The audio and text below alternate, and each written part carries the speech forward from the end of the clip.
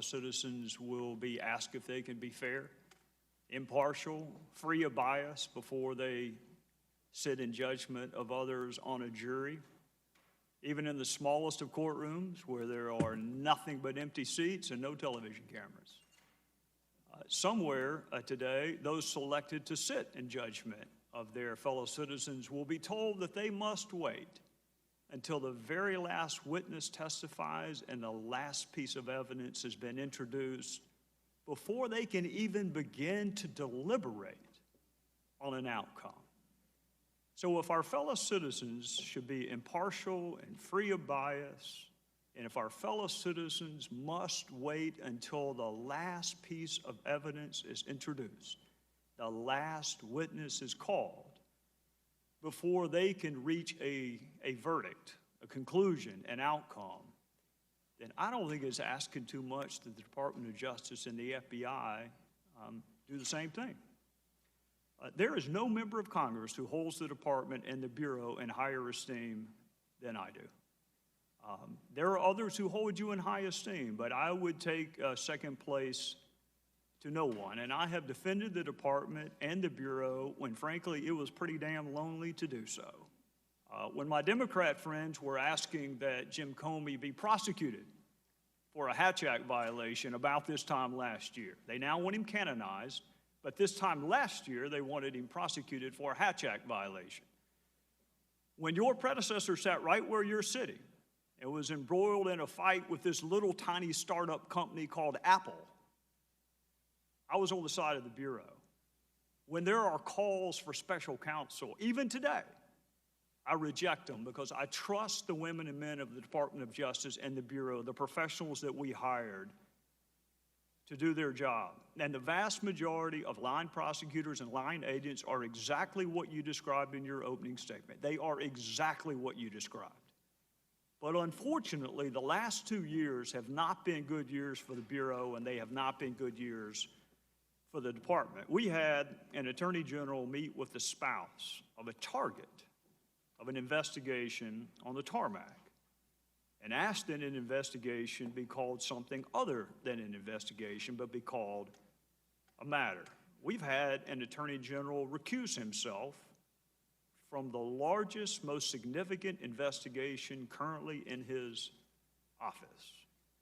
We had the director of the FBI appropriate a major charging decision away from the Department of Justice because he was concerned that the public wouldn't have confidence if the Department of Justice handled that decision themselves.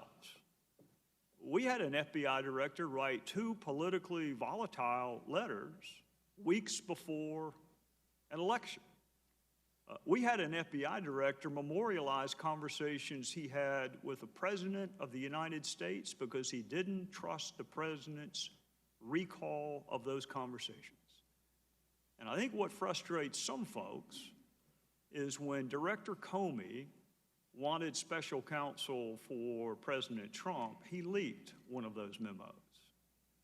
When he didn't have confidence in Loretta Lynch, we didn't hear a word about it. There were no leaks that prompted special counsel when he didn't trust Loretta Lynch.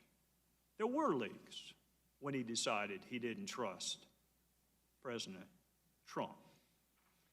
We've had an acting AG fired. We've had the director of the FBI fired.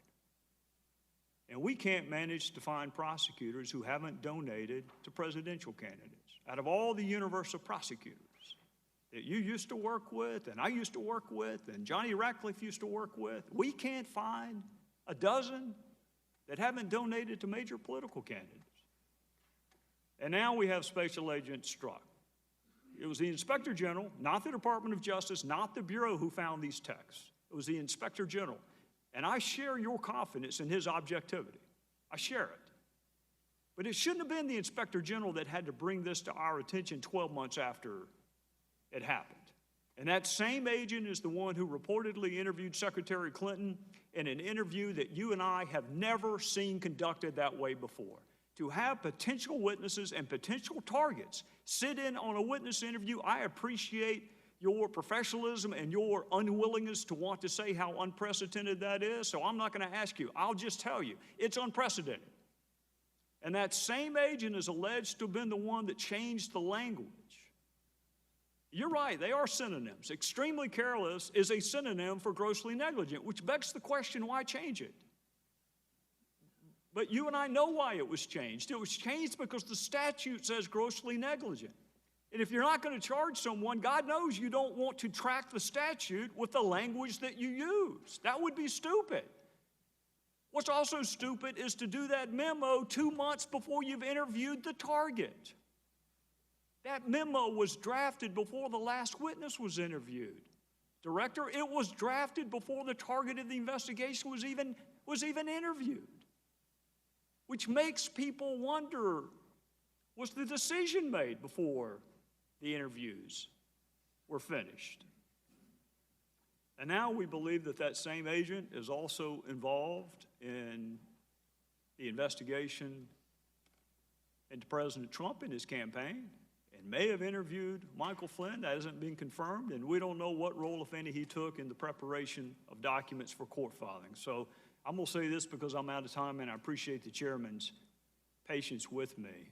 You have a really important job. When all else fails in this country, we want to be able to look to the FBI. We want to be able to look to the Department of Justice. When all the other institutions we trust, including Congress, appear to be broken, we want to be able to look to you. It's been a really bad 2 years. I am counting on you to help answer our questions in Congress, our fellow citizens' questions, but I am more than anything counting on you to go back to work for that blindfolded woman holding a set of scales that really doesn't give a whit about politics. That's the FBI that I want. Time of the gentleman has expired. Chairman, The director Mr. is Chairman, welcome to respond. Just a 30-second response. First, let me say, Congressman Gowdy, I'm well aware of your longstanding support for the Bureau and the Department, and I want you to know we appreciate it. And second, I want to assure you and every other member of this committee that there is no scenario under which I would have taken the President's nomination if I were not committed to the kind of independent, impartial, objective, and professional pursuit of the facts. I wouldn't be here if I weren't committed to that, and I can give this committee that commitment. The chair recognizes the gentleman from